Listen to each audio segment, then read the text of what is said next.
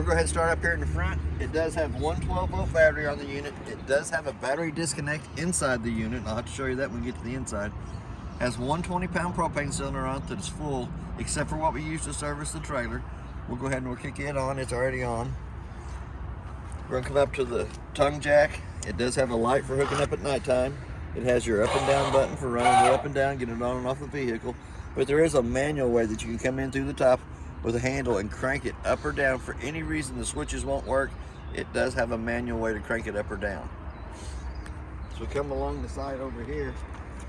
It has the 7-way holder on it. It keeps the 7-way up off the ground. Your chains can hook to the side of that. Keep the chains up off the ground, keep them from corroding. We're gonna come over to the hot water heater. Hot water heater works 2 ways.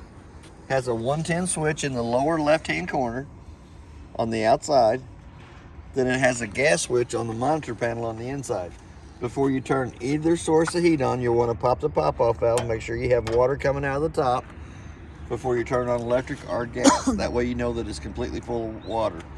Also has an anode rod down in the bottom that is your drain plug for draining the water out of the hot water heater. An anode rod draws all the impurities out of the tank, eats up the rod itself instead of eating up the inside of the tank. But that is where you'll drain the hot water heater every time you need to drain it between trips and for winterizing and de-winterizing. Freshwater tank fills here. White valve down below is the drain for it. Then you have your city water connect right beside of it that you can hook to with the water hose and regulator and never have to fill the tank, work right off the water pressure coming through the hose. And you have an outside shower, gives you hot and cold running water on this side of the unit. It's good for cleaning fish, animals, or cooling the wife off when she's mad. Does have 4 stabilizer jacks on all 4 corners, 3/4 inch handle inside the front compartment on the door side, cranks them up and down. It does have a 30 amp power cord, goes on, makes a quarter of a turn, tighten up the black knob. About 25 to 30 foot long. We have our 2 low water drain points next. Those will be used when winterizing and de-winterizing of the unit.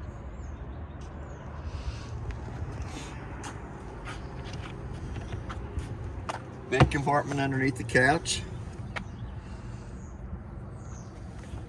Still gonna have to clean it out. Lug nuts on the trailer's been torqued at 100 foot-pounds. That's what's recommended on the side. 65 pounds on the side of the tire cold. Second stabilizer jack's right behind it. We're going to come to our dump station. The 3-inch valve in the front is your toilet water. The 2-inch valve in the back is your bathroom sink, kitchen sink, and your shower water. It does have a hookup light out here for hooking up at night. It's marked convenience light on the inside on the monitor panel. It has the backup camera already mounted on the back of it.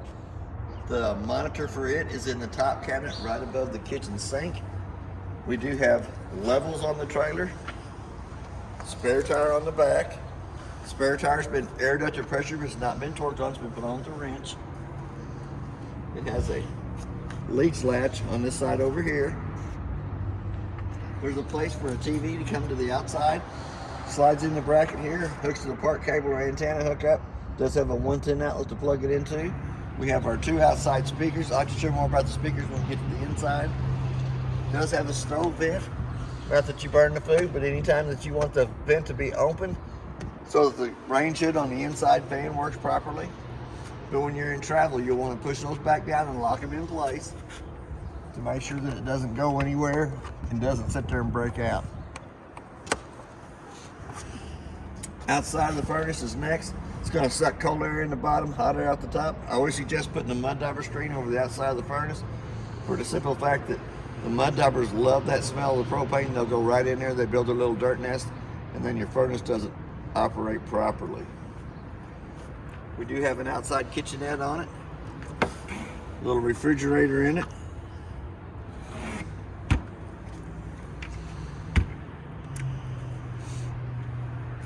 The main front compartment they do have the rest of your hitch package. We have the handle for the tongue jack for manually cranking it up and down. We have the 3/4 inch handle for the stabilizer jacks on all 4 corners.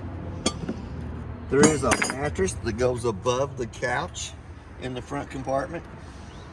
If you wanted to make that couch down into the bed above it, that's the mattress for it. We're going to go back to the inside of the unit. We're going to open up the door handle. Gonna unlock the door. Open the door fully extended. The blue handle on the left-hand side attaches the door frame to the steps. Pull it, let it slide out. Little push button underneath each one of the legs. 15 to 18 slots on the legs.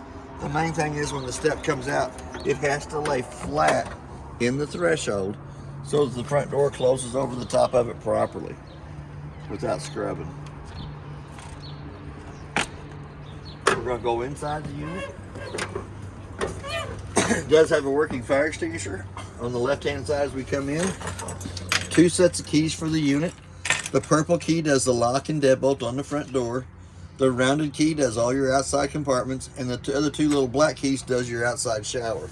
We're going to go ahead and run this slide room out, give us a little more room.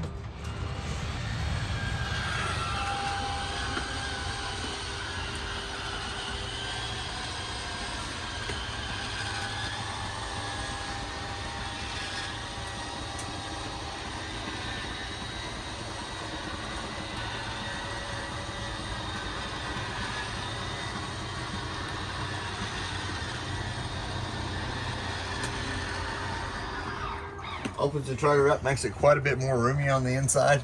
We're going to come back up to the monitor panel, check the battery life, shows you fully charged. To get an accurate reading on that battery, you need to have the 110 line unplugged from the unit. That way it tells you exactly how many volts is in the battery. Freshwater tank is showing empty. As it fills up, it'll show 1/3, 2/3 full. Same way with your black tank. As it fills up, it'll show 1/3, 2/3 full. And the gray tank, same way, 1/3, 2/3 full. They were all filled with water to make sure the termination valves hold water. First little red button down on the left-hand side turns your water pump on between the freshwater tank and the faucets. Anytime that it's on, it's illuminated. Your second one is the gas side of the hot water heater. When you turn it on, little red fault light up here at the top comes on, stays on for about a minute. Once that red light goes off, the hot water heater goes through 3 lighting processes to light on gas. For any reason that it does not light on gas, that little red light will come back on, indicating that it failed to light. Awning lights, turns your awning lights on right above us, and your speakers inside and out. The convenience light is a porch light. It is on the front door side and the rear off door side compartments. We'll go ahead and we're going to run that awning out. Might have to close that door just a little bit. Hope it holds it.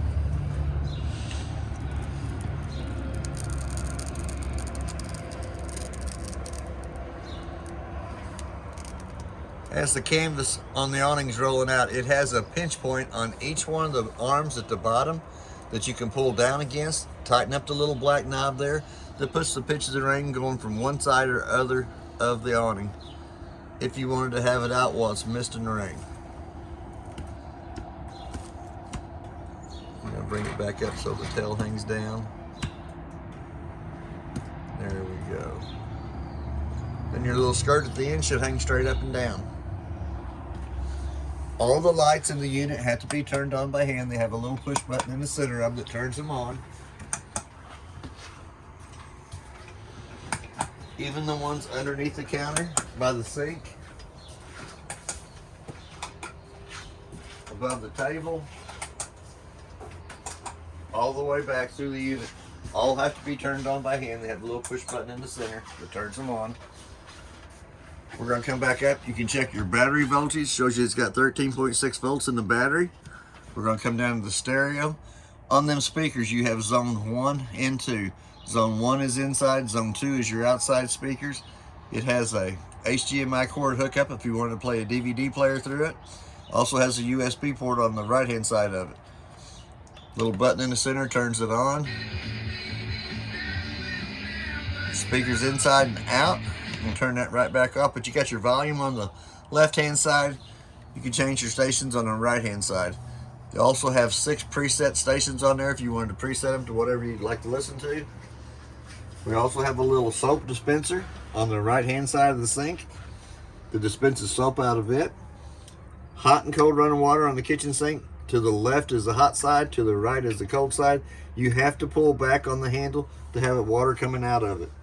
We're going to come back to the glass stove top. We're going to turn the little illumination button on the right hand side on. We're going to take and lift that glass stove top up 2 times, up out of the way. Then we're going to come to the knob. We're going to turn it sideways, turn it to where it says highlight.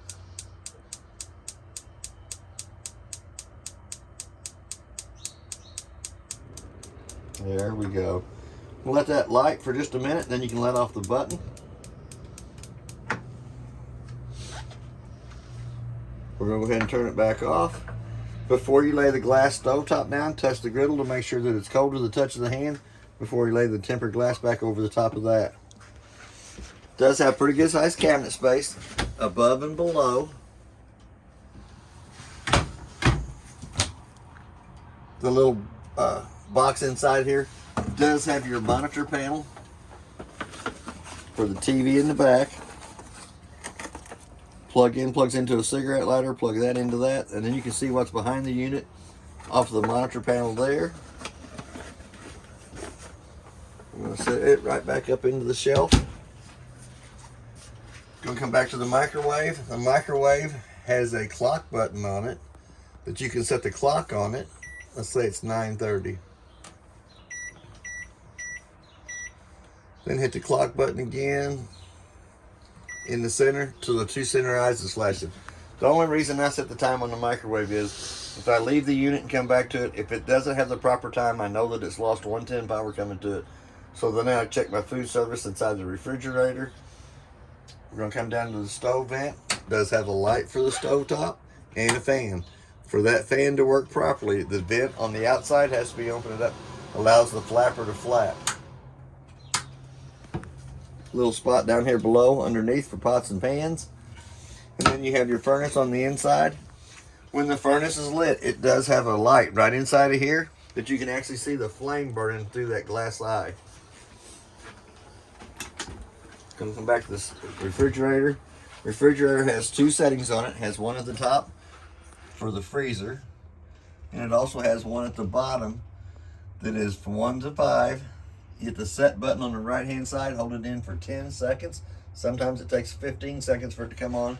When the light comes on, the 12-volt refrigerator's on, and then you can set it for the degree of temperature that you want in both of them, the top and the bottom. We're going to come right down below that. It does have the breaker box. Fuses are marked. Our breakers are marked from the top to the bottom, what they are, the main, AC, GFI. As they come down, car fuses on this side over here are all marked on the right hand side of what they are. Anytime one of the car fuses would happen to blow, it will have a red light off to the right hand side of it that you can actually see through the tinted glass on the front. We also have our carbon monoxide detector, the LP detector. And then right down below that,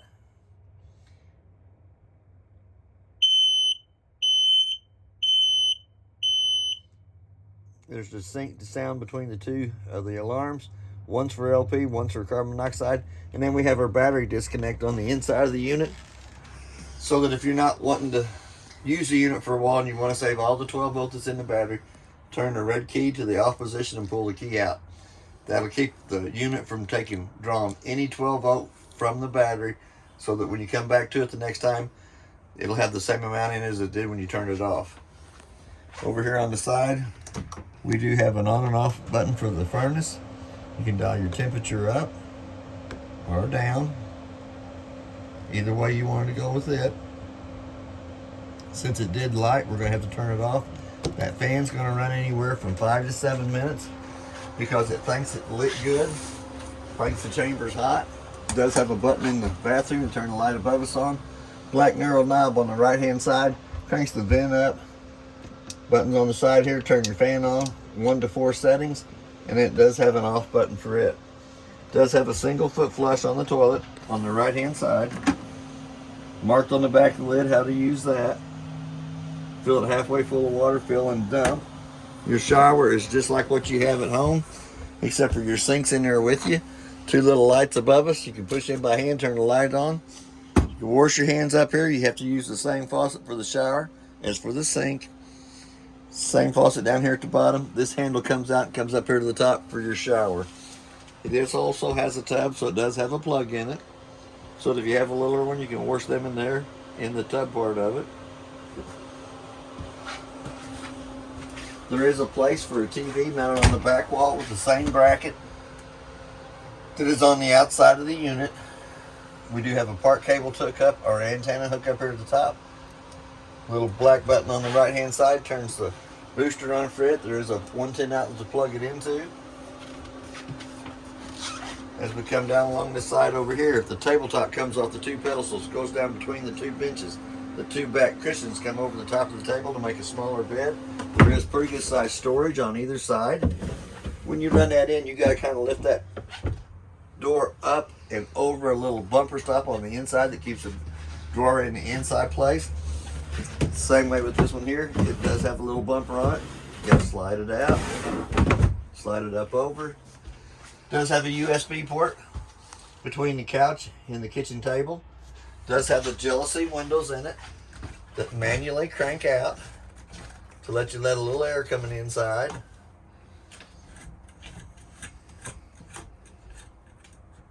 And you can leave the windows open when it's kind of sprinkling rain. You don't have to worry about it coming inside to the window. Does have a little hook on between there. Same way with your couch area. Does have the 2 jealousy windows on either side. Couch will butterfly into a bed. We're going to take the little cushions off the side of it. Going to butterfly it up and let it sit down. There's a bed there. There's also a bed here at the top that comes up over the top of this. The 2 brackets on the side. Then the mattress in the front compartment will go over the top so that you can have a top bunk and a bottom bunk here. It does have pretty good sized storage underneath it. It is the storage unit you've seen on the outside. We'll put the 2 cushions back onto the side of that. As we come into the master bedroom, it is prepped for Wi-Fi up on top.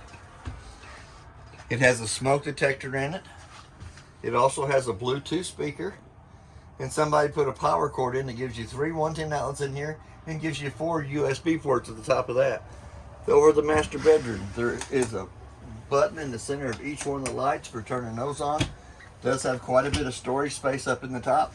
Does have another one of them stick-on lights in there so you can see what you got stored in the top. Little push button in the center of those. It also has a wooden shelf on either side of the bed. It does have a fire escape window on the off-door side of the unit. Red handle comes up, slides all the way through the window frame. Little red handle on the screen pulls the screen loose from the window. And then it has an exit sign in it that keeps falling off that you can access out through there if for any reason the unit would catch on fire and you can't get to the front door. It also has pretty good sized storage underneath the mattress. Got 4 big drawers underneath here. You can lift up on this to access the back of the hot water heater and the water pump. On the water pump, it already has a bypass on it. 1 valve turns it to where it'll pick up from the antifreeze jug. It is in a normal operating position now. There's 2 white valves on the back of the hot water heater. Both of those white valves are pointed towards the heater tank itself.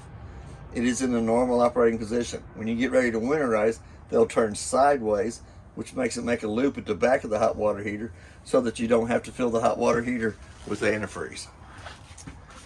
Come up to your controls on your air conditioner. You want it on the thicker part of the blue in the back. And then what we're going to do is we're going to turn it on low fan, 2 low fans, 1 high, 1 low AC, and 1 high AC. It'll vent out either one of the ends of it for the air. It does have a filter on either side. The cleaner those 2 filters stay, the better the unit will cool down. And the reason for having the 2 lows on the fan, if you added a heat option strip on the air conditioner, one of them is the low side for the fan, the other one is the low side for the heater. And that's basically everything on your unit. It does have lights in all the inside and outside speakers. Also has lights on the outside little emblem by the front door. The convenience light turns your porch light above the door on, and your rear corner light on the back to the dump station. But that's basically everything on your unit. If you have any questions, I'll try to answer them the best I can. Thank you for your time.